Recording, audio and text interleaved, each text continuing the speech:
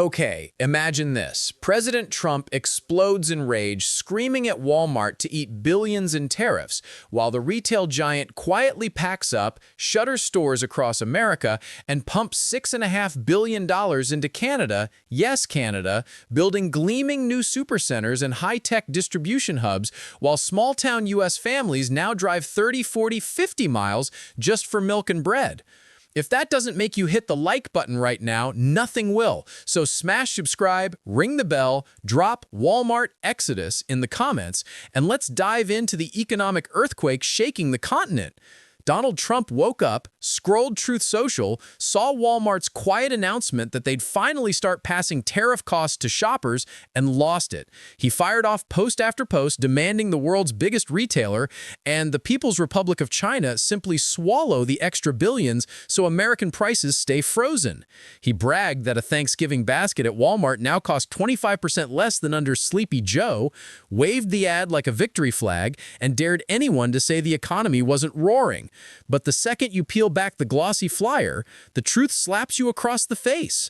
The basket shrank from 21 items to 15, swapped name brands for store label knockoffs, and trimmed every portion until the only thing cheaper is the illusion. Fact checkers at ABC, Reuters, and the Bureau of Labor Statistics pounced.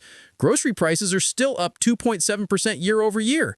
Gasoline hovers $38 a gallon nationally, and inflation clocks in at a stubborn 3%. Yet Trump insists everything's on sale and the golden age has returned. Meanwhile, behind the curtain, Walmart's U.S. division quietly acts as underperforming doors in Texas, Minnesota, Illinois, and a dozen other states. Parking lots that once buzzed with minivans now collect tumbleweeds, while local mayors beg corporate HQ for mercy that never comes. And where is every dollar Walmart refuses to burn in Trump's tariff furnace heading? North. 6.5 billion Canadian dollars over the next 5 years, to be exact, earmarked for 5 brand new supercenters in Alberta and Ontario by 2027, a state-of-the-art 1 million square foot fulfillment center in Vaughan opening spring 2025, and a supply chain overhaul that turns the 49th parallel into a one-way cash pipeline. Canadian Prime Minister Mark Carney, yes, the former Bank of England governor now steering Ottawa, unveiled a budget that reads like a love letter to capital. $25 billion for housing, $30 billion for NATO-grade defense, $115 billion for hospitals, highways, and ports, and a whopping $110 billion in tax relief surgically targeted to juice productivity and lure global players. Carney slashed the federal bureaucracy by 10%, axed the luxury yacht tax that cost more to administer than it raised, and opened the energy sector to pragmatic partnerships that actually turn spigots instead of tweeting about them. Walmart's board didn't need a fortune teller to read the tea leaves. South of the border, unpredictable tariffs, government shutdowns, and a president yelling at CEO to take the loss spell volatility. North of the border, 5-year plans, predictable regulation, and a finance minister who speaks fluent markets spell profit. So while Trump thumps his chest over a downsized turkey dinner, entire American counties lose their only big-box lifeline. Seniors on fixed incomes skip meds to cover delivery fees, and parents ration cereal so the kids get full bowls. SNAP beneficiaries, 42 million Americans who spend food stamp dollars at Walmart, represent 5% of the chain's domestic revenue, roughly $25 billion annually. Every week the government stays shuttered, that revenue evaporates. Profit margins already razor-thin flip red, and store managers start taping "per-ugar" signs over empty shelves. Walmart isn't fleeing out of spite. It's following oxygen. Carney's Canada just became the continent's most attractive growth market, and the world's largest retailer is planting its flag before Amazon or Costco can blink. Picture small-town Alberta buzzing with construction cranes, local welders pulling overtime at triple pay, and fresh-faced cashiers climbing into management fast-tracks Walmart never bothered to build in shuttered U.S. zip codes. Ottawa's infrastructure blitz, new light rail lines, expanded port terminals in Vancouver and Halifax, 5G corridors along the Trans-Canada Highway creates a logistics superhighway that slashes last-mile costs and turns two-day shipping into same-day reality. Meanwhile, back in the land of the free, Trump's trade war has jacked the price of imported canned goods, electronics, and clothing by 15 to 25%. Retailers either eat the margin and bleed cash or pass the buck and watch carts abandon at checkout. Walmart tried the first option for 18 months, absorbed billions, and finally said enough. Starting November 30, tariff surcharges appear line by line on receipts, and the president's response is to tweet that corporations should be patriotic and lose money for the greater good. That's not policy, that's performance art. Carney, by contrast, doesn't tweet policy, he budgets it, funds it, and cuts the ribbon before the ink dries. His housing plan alone will pour $25 billion into modular factories that crank out affordable units at half the per-square-foot cost of U.S. tract builders, driving rents down in Calgary and Regina just as Walmart supercenters rise to serve the new neighborhoods. Defense spending hits NATO's 2% target a year early, meaning stable, multi-year contracts for Canadian suppliers who, guess what, stock Walmart shelves with everything from uniforms to freezer cases. The tax relief package phases out bracket creep, lets corporations expense capital investment immediately, and drops the small business rate to 9%, numbers American CEOs haven't seen since the Reagan era. Every metric Walmart tracks, energy stability, labor peace, regulatory clarity, currency hedging, tilts north. Even the loonie, once mocked as the northern peso, now trades within a penny of parity because global funds park cash in a G7 economy that isn't run like a reality show. Trump still swears gasoline sells for $2 a gallon somewhere in his mind, but AAA pegs the pump at $3.78 and climbing. Diesel, the lifeblood of the trucks that stock Walmart's distribution centers, just hit $5.20 a gallon, another tariff casualty. Every cent increase shaves a fraction off already anorexic margins, and when SNAP dollars vanish during a shutdown, the math becomes brutal. A supercenter doing $200,000 a day suddenly loses $10 grand in EBT redemptions.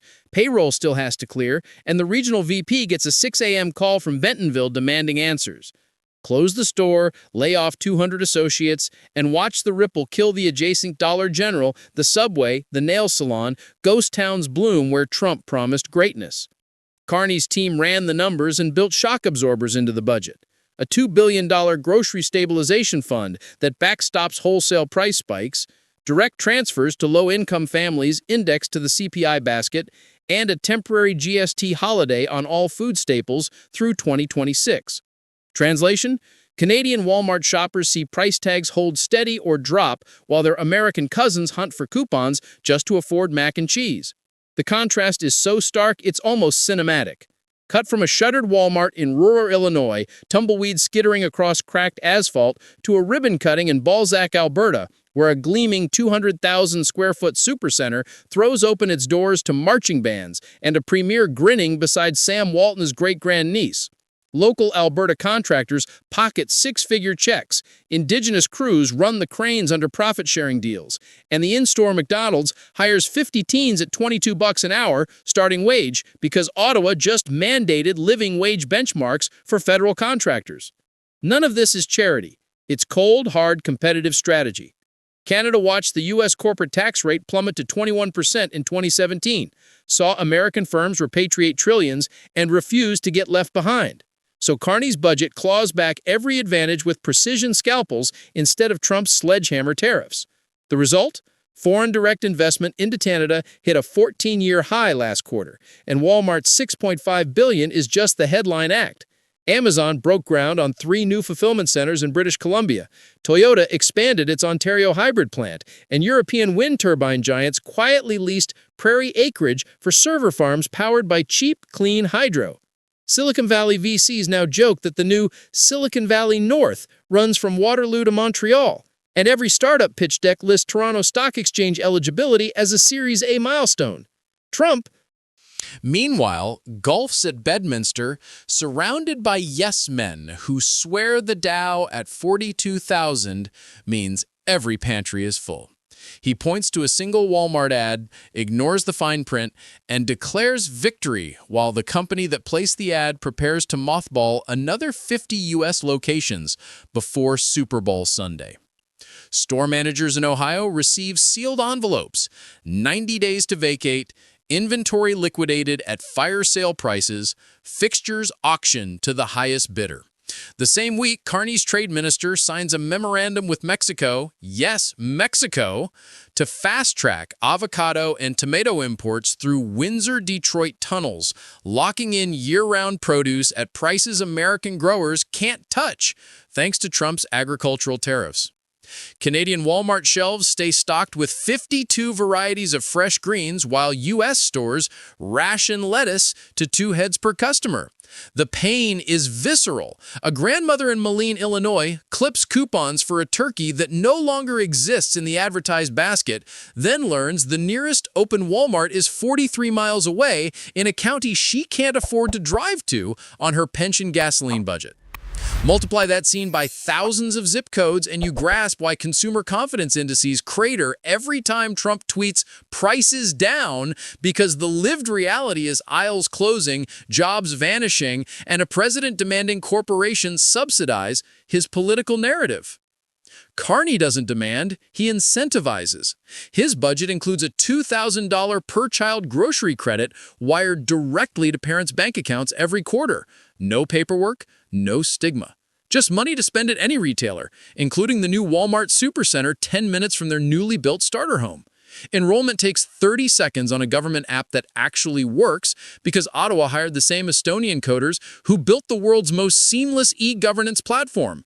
Trump's team can't keep healthcare.gov online during open enrollment, let alone dream of frictionless transfers. The gap widens daily. Walmart's Canadian hiring portal crashes under traffic as American associates, watching their 401ks evaporate with store closures, apply for transfer packages that include moving stipends, language training, and immediate benefits. Benefits that start day one, not after a 90-day cliff. Entire dairy departments relocate lock, stock, and refrigerated trailer to Calgary, where milk flows at $2.29 a half gallon because Alberta's supply managed system, far from perfect, at least guarantees stability. Trump's trade war shattered for U.S. farmers. Wisconsin dairies dump unsold milk into manure pits, while Canadian Walmart coolers brim with local cream line at prices that haven't budged since 2019. The optics are devastating for any White House spin doctor. Split screen a shuttered U.S. megastore with Canadian grand openings drawing thousands, marching bands, and mayors handing oversized keys to executives who promise decades, not quarters, of commitment. Carney's press secretary doesn't need to gloat. The cranes do the talking. And the numbers keep pouring in. Walmart Canada same-store sales up 12% quarter over quarter. U.S. comps down 4%.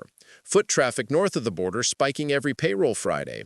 Parking lots south turning into used car lots as laid-off workers sell possessions to pay rent. Snap's 5% revenue hole deepens into a chasm when a prolonged shutdown freezes EBT card loads. Walmart's finance model show a single missed funding cycle wipes out an entire fiscal quarter's profit in the grocery segment. Corporate issues a quiet guidance downgrade, stock dips 3%, and Trump tweets that Wall Street is full of losers who don't understand winning. The disconnect would be comedy if families weren't skipping meals. Carney, ever the central banker, sees the second-order effects and acts. A $1.5 billion emergency fund for food banks, partnerships with Uber Eats and DoorDash to deliver free produce boxes to seniors, and a temporary payroll tax holiday for any retailer that keeps U.S. border stores open through the crisis. Walmart's U.S. CEO quietly lobbies Ottawa for a bilateral stability pact, essentially a promise that Canadian tariffs stay at zero if Walmart preserves a baseline of American jobs. Carney mulls it, knowing the optics of bailing out a U.S. icon play badly at home, but also knowing that empty shelves in Buffalo reflect poorly on Windsor just across the river. The dance is delicate, but the power dynamic is clear. Canada holds the leverage, America holds the megaphone, and the megaphone is screaming at clouds. Fast forward to Thanksgiving 2025 tables. In Edmonton, a family of 5 tucks into a Walmart basket that actually contains 21 items. Costs $76 Canadian, $58 US, and leaves leftovers for Friday sandwiches. In Davenport, Iowa, the same family stares at a receipt for $94, 15 items, and wonders whether the kids get seconds or the lights stay on. The president posts a photo of a golden brown turkey, captions it, "Best meal ever, under budget," and accuses the media of inventing poverty. Comment sections fill with grocery receipts proving otherwise, but algorithms bury them beneath MAGA memes. Carney doesn't posture. He posts quarterly dashboards. Housing starts up 28%. Child poverty down 9 points. Retail vacancy rate at a 15-year low. Walmart's Canadian CEO appears on CBC, thanks the government for predictability that lets us plan in years, not news cycles, and announces a $100 million scholarship fund for associates' kids. The clip trends on TikTok. American teens tag laid-off parents with crying emojis. The exodus accelerates. Target follows with a $2 billion Vancouver flagship. Costco plots 3 new Quebec warehouses, and Home Depot leases rail-served land outside Winnipeg to serve the prairie building boom. Every announcement lands like a gut punch in the Rust Belt boardrooms still waiting for Trump's promised infrastructure week that never arrives. Instead, they get tweets blaming China, blaming Walmart, blaming globalists who apparently forced the company to seek profits elsewhere. The irony is thicker than pumpkin pie. The president who swore to make America the envy of the world presides over the largest capital flight to a G7 neighbor since the 1970s brain drain. Economists dust off charts comparing 2025 to the 1930s Smoot-Hawley spiral. Tariffs beget retaliation, retaliation begets shortages, shortages beget store closings, closings beget ghost towns. Canada, meanwhile, channels post-WW2 reconstruction energy. Ottawa's $25 billion housing blitz includes prefabricated factories that employ ex-auto workers from Oshawa at $40 an hour plus benefits, turning shuttered GM plants into modular home assembly lines that ship units to Nunavut and suburban Toronto alike. Walmart contracts to sell the furniture packs, sectionals, bunk beds, kitchen sets, at cost plus 5%, locking in margin stability while Carney's tax credits subsidize the buyer. It's a virtuous cycle American policymakers can only watch through binoculars. Trump finally schedules an Ohio rally inside a half-empty Walmart parking lot, promises to tariff Canada next if they steal our companies, and watches the clip rack up 40 million views, half laughing, half crying. Carney responds with a single tweet, a photo of the Vaughan Fulfillment Center's first conveyor belt rolling, captioned, "Welcome to the future. Jobs, stability, growth." Walmart retweets it from the corporate account. The message is unmistakable. Capital votes with its feet. And right now, those feet are wearing maple leaf socks. If you're still here, drop "Canada wins" in the comments. Share this with every friend who thinks tariffs are free, and subscribe for weekly deep dives into the policies actually moving money and people. The continent is splitting not by walls, but by prosperity. And the view from the cheap seats just got a lot more expensive south of the 49th parallel.